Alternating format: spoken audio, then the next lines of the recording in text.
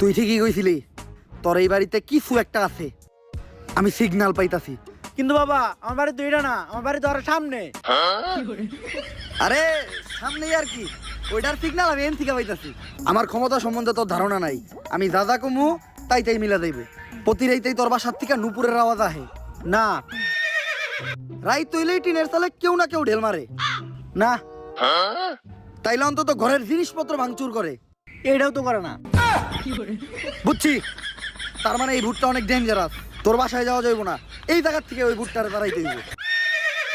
ভুট তাড়ানোর লেগে যে জিনিসগুলো আনতে কইছিলাম ওই জিনিসগুলো আনছস? হ বাবা আনছি, এই নেন আপনার রুটি কলা আর মোমবাতি। কিন্তু লালু ভাই ভুট্টারাইতে আবার রুটি গলা লাগবো কেন? আরে ভুট্টা আমি খালি মোমবাতি দিয়ে তাড়ামু, রুটিগুলো তো আমার নিজের খাওয়ার লেগে আনছি।主拍，可手持可当支架的拍。 মোতাটকা মতো কই নাই, থাক মুই যাই।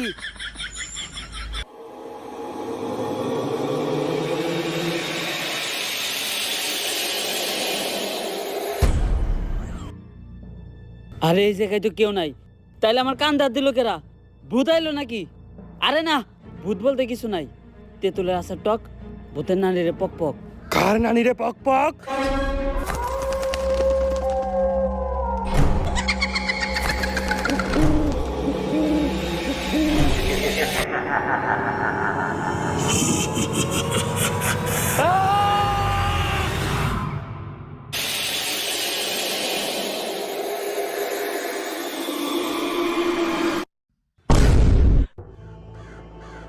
ওকেরা আর আমাকে কনস্টেবল কই?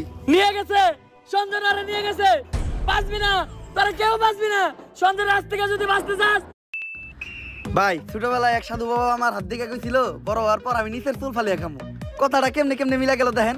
বড় হওয়ার পর আমি হলুদ সাংবাদিক হইছি। কিচ্ছু করার নাই, কপালে যদি চুল ফালানো লেখা থাকে তাহলে চুল ফালিয়ে খাইতে হইব। এখন প্রথমে যাবো কেক পট্টিতে, খুব ট্রেন্ডিং এ আছে, নিউজ বানাইলেই লাখ লাখ ভিউ। তারপর যাবো সিজান ভাইয়ের ভাতের হোটেলে, যাই উল্টা পাল্টা প্রশ্ন করবো। সিজান ভাই সেই তো যাইবো, ভুলভাল উত্তর দিব, ভিডিও ছাড়লেই ভাইরাল। আর যেহেতু দুপুর হয়ে গেছে, ফ্রিতে গরুর মাংস দিয়ে 1 প্লেট ভাত ছাটিয়ে দিমু, কাম হইলো খাওয়ানো হইলো।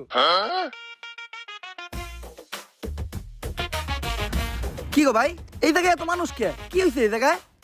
ভাই এই জায়গায় একটা লাশ খুন হইছে। ভাই দেখা তো মনে হইতাছে 6-7 বছরের কোনো বাচ্চা। নিউজটা নিয়ে নিমু নাকি? যা বেটা, এটা ট্রেন্ডিং টপিক নাকি? এটা ছাড়লে কি ভিউ হইব? ট্রেন্ডিং টপিক খুঁজ, যেগুলো ছাড়লেই ভাইরাল। তাইলে ভাই কন্টেন্ট ক্রিয়েটর শিবন মিয়া আছে না, ও নাকি ওর মায়েরে ভাত দেয় না।